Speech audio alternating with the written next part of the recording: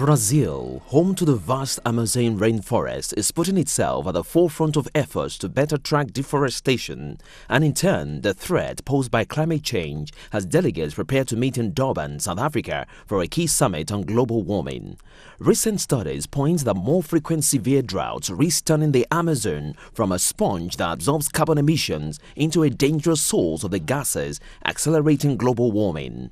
In the Amazon, drought, deforestation and logging cause more than 2% of global carbon emissions, and until now, much of it went undetected, protected by the forest's giant canopy. Now, the South American country's space agency, IMPE, is close to launching a satellite with NASA that will provide a close-up look at how deforestation is affecting the Amazon and other ecosystems around the globe.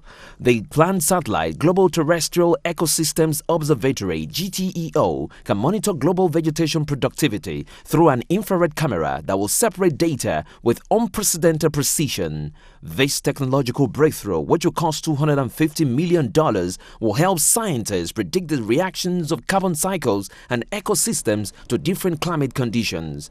The GTEO, expected to be launched in 2016, will provide specific information about the type of vegetation that is growing in the previously cleared land. The head of Brazil's space agency, Gilberto Camara, said the new tool will help focus efforts on reviving damaged ecosystems. So this year we have put together with the Jet Propulsion Laboratory of NASA a proposal for a global terrestrial ecosystem observatory. We want to do more than see if there are trees or shrubs or cleared land. That's what we do now with remote sensing.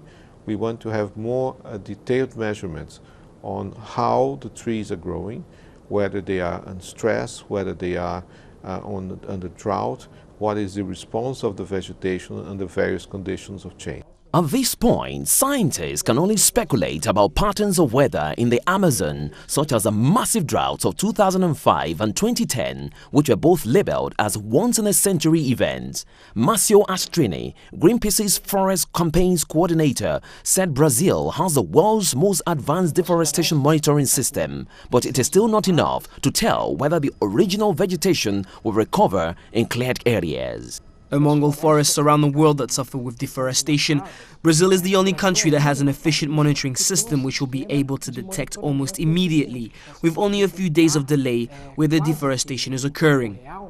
Big fires set by farmers to clear land for agriculture are the main cause of deforestation, but they continue to set smaller fires to maintain their plots, and the damage is often hidden from satellite imaging because they burn under the tree canopy.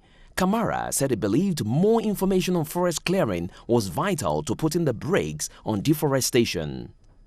We see progress because if we compare what is happening in 2011 as what happened in 2004, we see a great decrease. In 2004, the deforestation, yearly deforestation was 27,000 square kilometers. In 2010, it was 7,000, so it's a factor of 4. So a significant reduction. We're not happy that is still a large number. We hope that will fall down. And for me, my concern is that what I have seen is the only way to protect the Amazon is to have a lot of information. But the widespread droughts last decade renewed concerns that the too intense dry spells fit predictions by some climate models that the forest will face greater weather extremes this century, with more intense droughts making it more vulnerable to fires, which in turn could damage its ability to recover. Under the more extreme scenarios, large parts of the forest could turn into a savanna-like ecosystem by the middle of the century, with much lower levels of animal and plant biodiversity. Astrini warned that there was no use in investing in more advanced deforestation monitoring if the Brazilian Senate pressed ahead with a new controversial land reform bill recently approved by the Congress.